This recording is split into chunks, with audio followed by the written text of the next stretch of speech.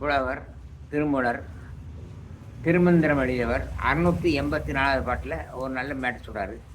புரிய வைக்கிறதுக்கான சில உதாரணத்தை காட்டுறேன். அட்டமா சித்திங்கிற என்னது? அனிமா,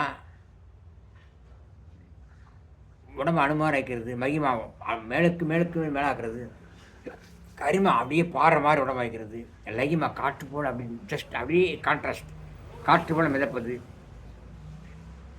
பிரார்த்தி இங்கேருந்து அப்படியே ஆக தொடுறது, தொட்டு தடை கொடுக்கறது பிரார்த்தி, பராகாச பிரவேசம் இந்த உடம்புலேருந்து அந்த உடம்புல போய் இன்னொருத்தர் அங்கே போய் அங்கே பூந்து விளாடுறது நியாயமான முறையில். பராகாச பிரவேசம் வசித்துவம், வேணுங்க என்ன வேணும் ஒருத்தருக்கு வாங்கிக்க உலகத்துவனுக்கு என்ன வேணும் வாங்கிக்க வசித்துவம். அப்புறம் ஈசத்துவம். ஈசத்துவம் என்னது? இறைவனுக்குரிய நிலை. என்ன வேணுமோ நீங்கள் அடையலாம். ஒருத்தர் உருவாக்க செய்யலாம், ஒருத்தரை உருவாக்காமல் போகலாம். அவங்க வேண்டாம் நினச்சா அவங்கள வேண்டாம்னு நினைக்கலாம். என்ன சார் புள்ள உண்டுமா? உண்டு. ஆக்கல், காத்தல், அழித்தல். பிரம்மா, காத்தல் விஷ்ணு, அழித்தல் சிவம். இந்த மூணும் நம்மள்கிட்ட இருக்குது. எப்போ வரும்?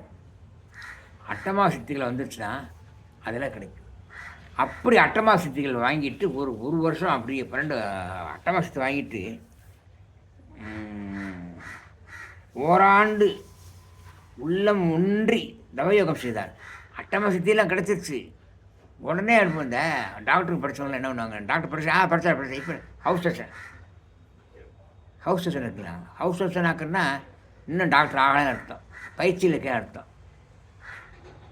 இந்த இதில் வேலையில் சேருவாங்க, அப்ரெண்டிஸ் என்னமோ இது மாதிரி சேருவாங்க பயிற்சியில். அதுக்கு ஒரு சம்பளம் கொடுப்பாங்க. ஒரு பெரிய டெக்னீஷியன் ஆயிடுச்சுன்னா டெக்னீஷியனுக்கு சம்பளம் கிடச்சா அது நல்ல சம்பளம் கிடைக்கும். அது கிடைக்க அங்கே போட மாட்டாங்க, இங்கே உட்கார்ந்து மாதிரி ட்ரைனிங் எடுக்காமாங்க. ஹவுஸ் சர்ஜன்ஸ் டாக்டரை மருத்துவ நோயாளிகளை பார்த்து பயிற்சி எடுக்கிறதுக்கு.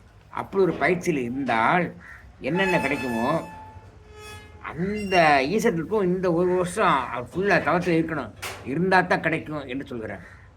பிடிச்சிருந்தா லைக் பண்ணி சப்ஸ்கிரைப் பண்ணி ஷேர் பண்ணுங்கள். இல்லைன்னா அப்படி நகர்த்தி விட்டு போயிருங்க உங்களுக்கு தேவையில்லைன்னா.